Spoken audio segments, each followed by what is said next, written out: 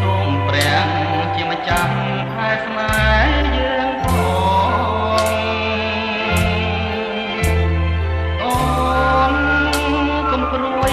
ណាប់កែនួនល្អងថ្មីបើស្រីនៅឆ្ងាយពីបងបងមិនភ្លេច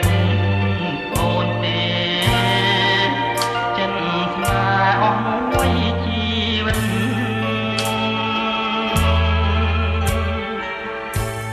អូនណាយកុំព្រួយចិត្តមួយថ្លាំមួយបងសូមជូនស្រីផងសច្ចា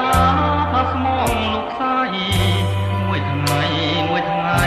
នឹកតែកលយ៉ាងក្នុងរកៃភ្លេចអ្វីភ្លេចបានតែរូបកែវកលយ៉ាងភ្លេចមិនបានឡើយឃើញត្រាំត្រើយនៅតែនឹងភ្នែកអូនដូចព្រះច័ន្ទដែលពេញបរមី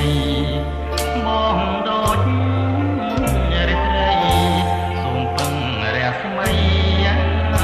ស្រីហើយយើងកុំភ្លេចគ្នាណាព្រលឹងអើយយើងស្បត់មកព្រះរួចហើយខ្នើយមួយកាយជាអ្នកណា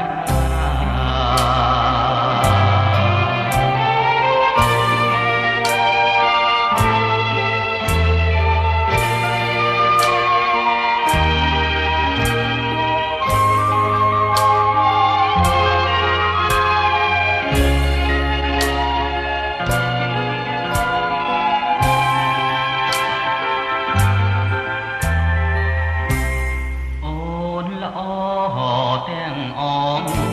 រូបរាងក៏ស្រស់ចិត្តស្មងក៏មាន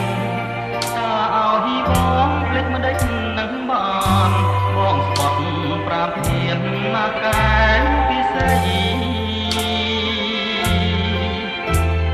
សូម